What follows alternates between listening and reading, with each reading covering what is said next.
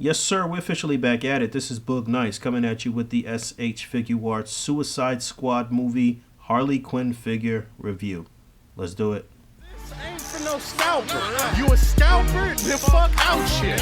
This one's for them real collectors. That's army building and posing figures.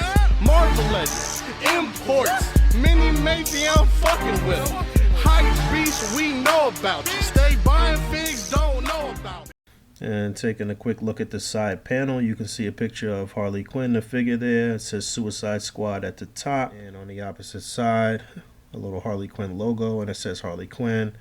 And this graphic is coming around to the front where you can see another picture of Harley Quinn, the Tamashii Nations logo, Bandai logo. You can see the figure and some of the accessories through the window of the box. Taking a look at the DC film Suicide Squad movie Harley Quinn action figure out of the package, and this character was played by the beautiful Margot Robbie in the flick, and I think she did a pretty decent job. I think there was a few awkward moments with some screwy comedic timing, but I think she did pretty good playing the character, although I thought the movie was pretty terrible, and I'm sure there'll be some people in the comments that will disagree, but the movie was not good. This figure, however, is very good. I really, really like this figure a lot.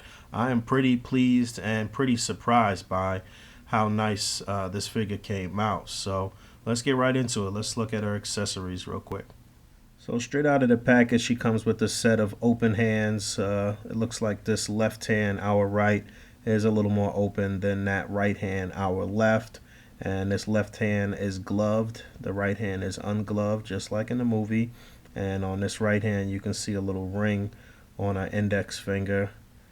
And these look pretty good. I see a little bit of paint imperfections here on the fingertips.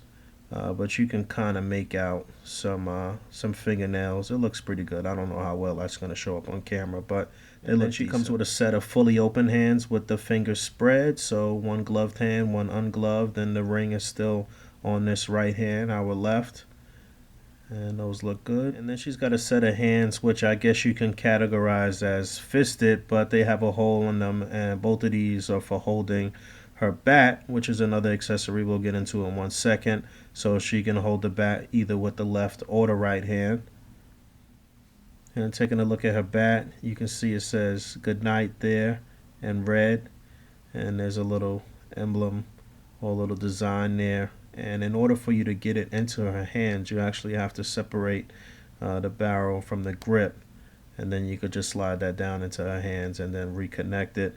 And it should be noted that the hands, you have to be very careful and precise when you're interchanging those hands, because for one, the peg is very small, and for two, the peg hole in the hands is off-centered. It's not right in the center, so you might want to actually warm them up with a little hot water before you try to apply them, the hands that is. But yeah, let's get the bat in her hand. So there she is with the bat in the left hand, and she can hold that with no problem, and she can pretty much hold it anywhere on the handle and pretty far up on the bat before you risk kind of stretching out the hand or damaging the hand in any way. But I think this looks good.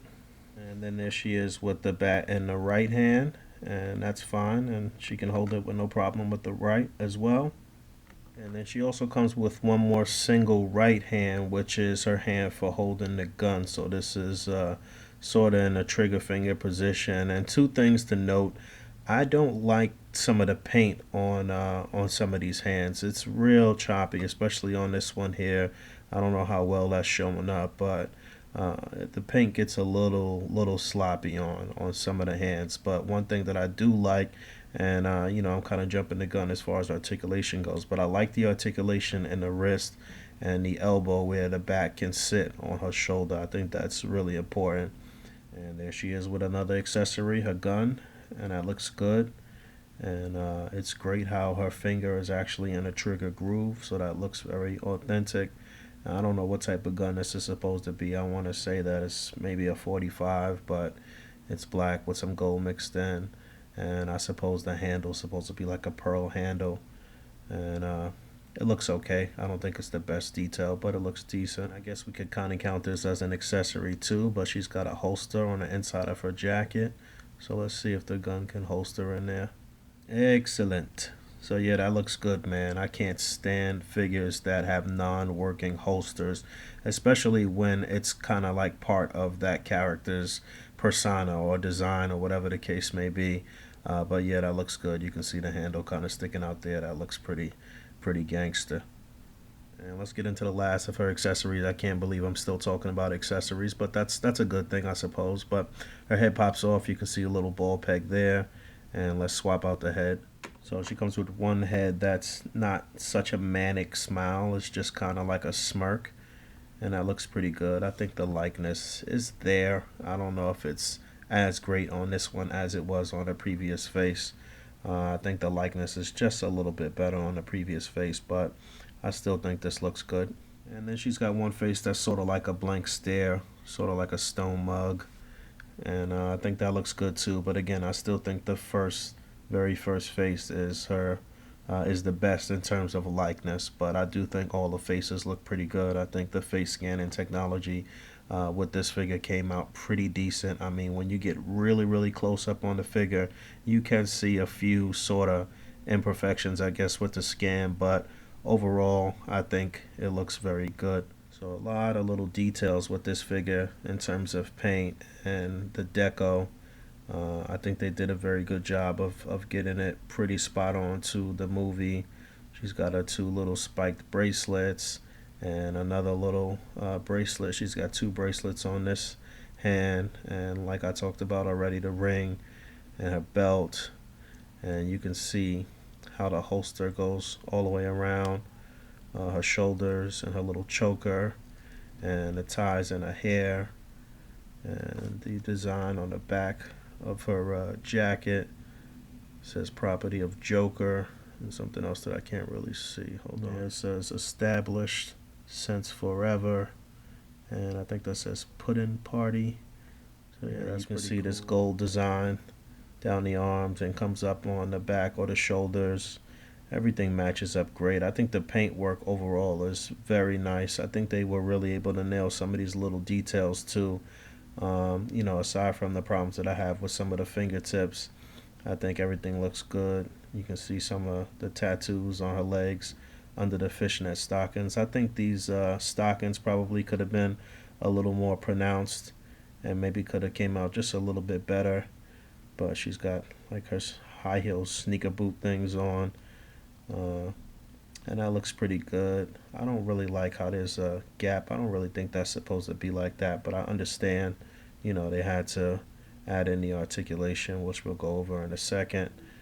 And all of you nerds have been waiting for this to take a look at the butt, and it looks pretty good. I don't know. When she's bending over though, it looks a little crazy. Margot Robbie don't really have cakes like this, but the butt looks good. I think they did a really good job, even though it's not accurate to Margot Robbie's butt. But yeah, and I don't know how well that's showing up, but the choker says pudding, and then her shirt says daddy's little girl. So in terms of articulation, like you saw earlier, there is a ball peg here. The neck can move independently of the head, or the head can move independently of the neck. And so that gives you a pretty decent range of motion in theory. I mean, when you actually get the head on there, it's not as good as it is when, the head is not attached. But you can move her head left and right. It'll go down just about that much. It'll go up just about that much. It'll pivot. It can turn and do a full 360. It's a decent range of motion. I really do like that they articulated the pigtails. I saw somebody take a picture with her jumping and put the pigtails up, and I thought that was nice attention to detail. But yeah, they can rotate all the way around, and they are sort of on a pivot here on the head as well. So you can kind of get them up and around just a little bit, but decent head and neck articulation. The shoulders are on a ball peg. The shoulders will go up just about that far on both sides. They are also on a butterfly joint, so the arms can come in pretty far and go out pretty far, and it will also rotate on that joint. So no bicep swivel, no upper bicep swivel, but the rotation here is good enough for you to get a decent range. And as you saw earlier, this is more than 90 degrees here. I will categorize that as a double jointed elbow, and the fact that you can bend the elbow pretty far, and also articulate the wrist. You can get the bat sitting on her shoulder, and I think that is a great detail. So yeah, a swivel and a hinge on the wrist, and it's a deep hinge on the wrist. Same thing, like I said, on both sides as far as the hands go. As far as the arms go, the upper torso is not going to go forward that much. It'll go back a little bit more, but the range forward is not that great. You do get more in the lower abdomen though, and she can turn left and right in the upper torso as well as the lower abdomen. Not as much as I would like. Definitely more in the upper than the lower portion. The legs are going to come out just about that far. Not really able to do a full split. That would have been nice. But the way that they did this joint here, the legs can come up pretty far. So that looks pretty decent. Not the greatest looking knee joint and not the greatest bend. A little more than 90 degrees, I suppose, but it's still decent. I would have liked to see some rotation here at the upper boot, but no, you do get a pretty decent hinge forward, not as far back because it's hindered from the back of the boot here, and you do get an ankle pivot. So decent amount of articulation on this figure though, I think.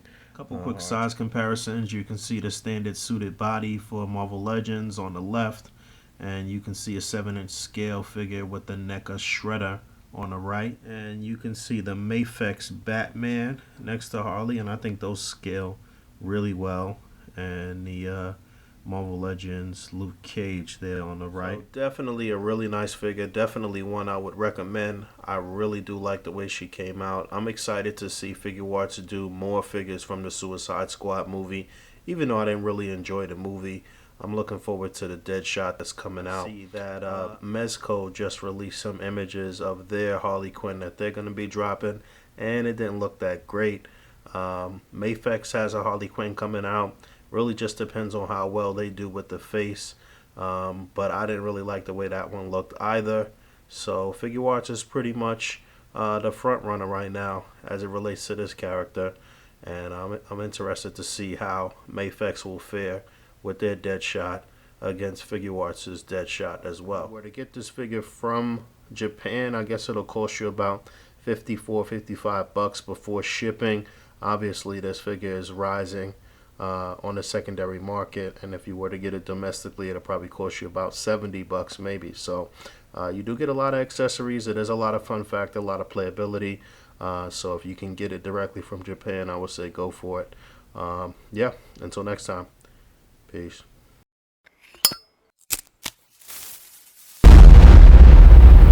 That's crispy.